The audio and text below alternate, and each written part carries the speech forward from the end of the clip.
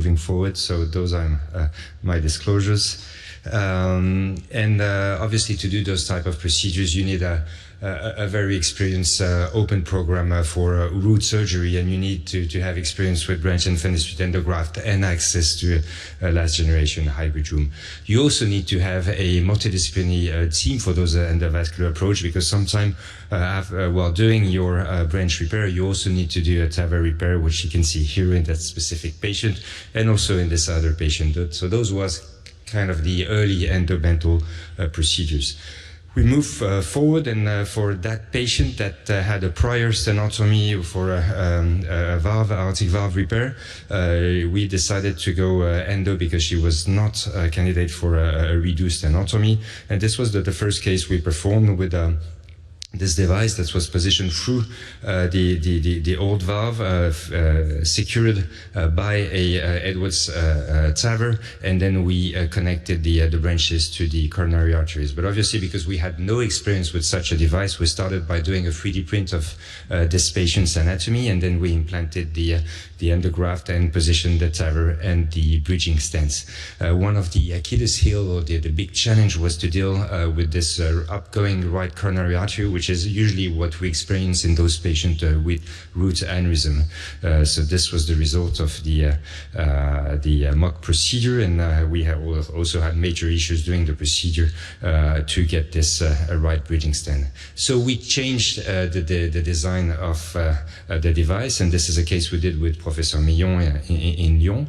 We changed it, and rather than having straight downward going branches, we used the helical branches that had been initially designed by Roy Greenberg for a visceral vessel, and this perfectly adapted to the coronary arteries. And in addition, because most of those patients will not have a distal landing zone in the ascending, we included inner branches for the nominate and the left common carotid. And you can see that again, we did the first procedure on a 3D print.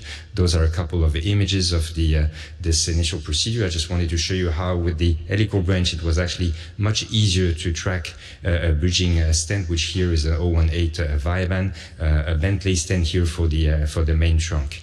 Now everything went really well during that mock procedure, so we decided to do the real procedure, and those are the images. We went transapical to perform the rendezvous technique. So this is the sheath for the TAVR that is advanced over a through and through wire. Then the rendezvous technique with the delivery system of the branch endograft over this through and through wire position through the valve, and then under rapid pacing we released the endograft. You can see coming now, it is a specific delivery system. You only have 2 trigger wires to reduce the time of rapid pacing, and once the graft is released, we advanced the valve in position and fixed the endograft. And you can see this is what we're doing here. So at this stage, we access from the groin those helical branches, and access to the main trunk here was pretty straightforward. Same thing for the right coronary artery, and you can see here the Viaban is advanced with the helical branch. It actually perfectly matches the coronary artery anatomy, and you can see this good seal here, good seal and a good patency. We don't have a seal at the level of the aneurysm because we still need to bridge the supraortic trunk. And this was the post-op CT scan in this patient. But this is not really minimal invasive repair. We note from the TAVR experience that our colleagues have moved away from the transapical approach, and in this patient we'd had an ECMO from the left groin, and on the other side a 24 French sheath to advance the delivery system, so it's equivalent to infrarenal clamp for a couple of hours during the procedure. And unfortunately, she experienced a major bleeding from her left ventricle at the end of the procedure when the cardiac surgeon closed the left ventricle.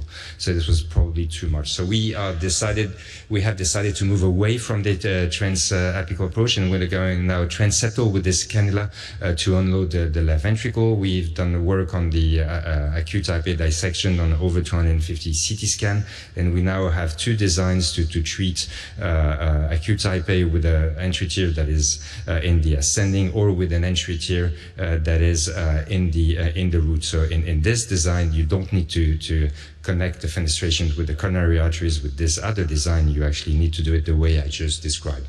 So it's ongoing experience, and I'll have more data to share with you next year. Thank you for your attention.